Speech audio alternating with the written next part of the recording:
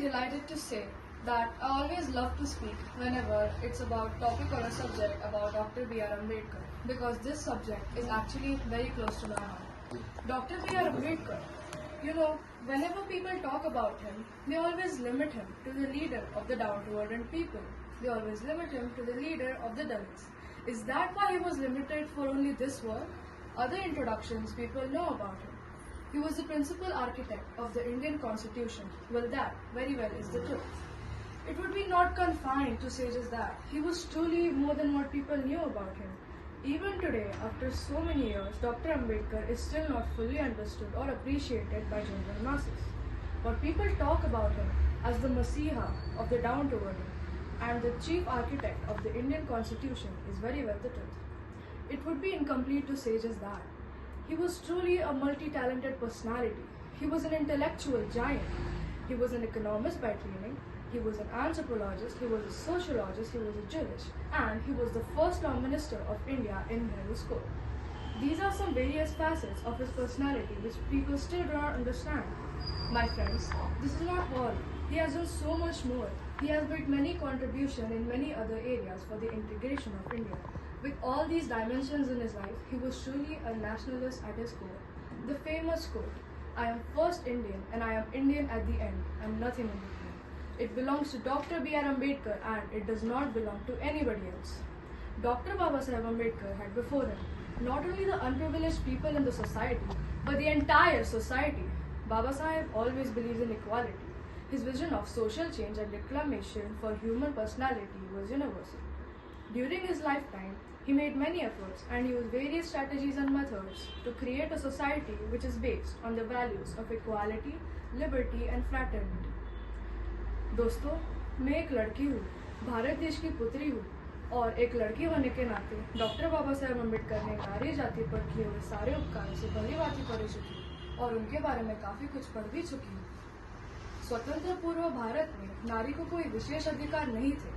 Ladies did not have the right to equality.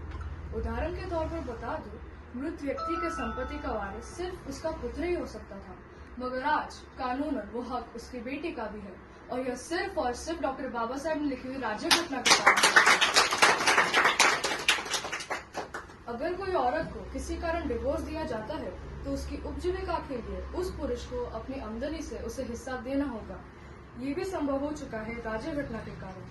और हाँ, अगर कोई लड़की विवाह योग्य हो जाती है, she has all the rights to take her own decision to select her own rule, and these provisions are done into the Indian Constitution by Dr. B.R. Ambedkar.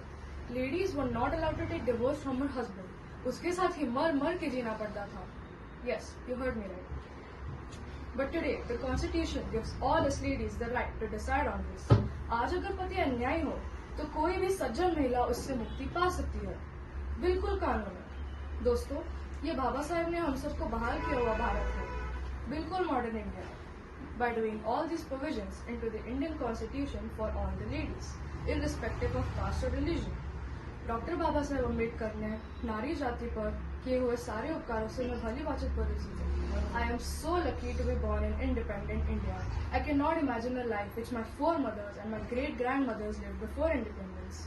Thank you, Baba Saheb, for all that you have done for India and for all that you have done for human life. Celebrating Dr. Ambedkar's birth anniversary is not something to earn merit points. Just like the blind followers celebrate the birth anniversary of their gurus. This is the big mistake if someone thinks this way. At least, I am not in favor of these points, and I am sure many of you here will agree with me.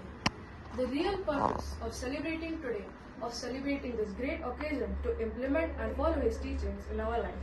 In my view, we should cherish these memories. We should cherish the memory of Dr. B.R. Ambedkar because, as he has given all of us here a valid philosophy of life. Dr. Ambedkar was not only a man of intellect, but he was also a man of great modern character. He was a liberal-minded leader with the ideas of democracy, freedom of thoughts and expressions.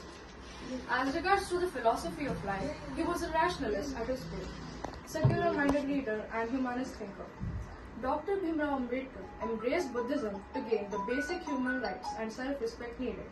He was totally against the inequality of human beings, and the ideology of Hinduism is nothing but the construction of caste system. For the reason, although he was born in the Hindu religion, he decided to quit. He decided to embrace Buddhism, and he did it in 1956. Why Buddhism from all the religions? Why only Buddhism? Buddhism because Buddha's teachings are based on the values of morality and ethics. It has no kind of caste discrimination. It has no kind of caste system in it. Buddha's teachings are modern, rational and contemporary, and Buddha makes us think and live by a reason. Following Baba Saheb Ambedkar, lakhs of his followers embrace Buddhism and they are living a life full of self-respect and dignity. Finally, I would like to conclude by saying, cultivation of mind is the ultimate aim of human existence. As mind cultivates, we seek light of knowledge. As knowledge comes, we understand Baba Saheb.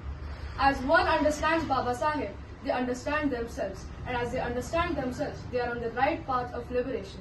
यह कारवां अब रुकने वाला नहीं. बाबा, आपका बंदा अब किसी के सामने झुकने वाला नहीं. जय भीम, जय भारत.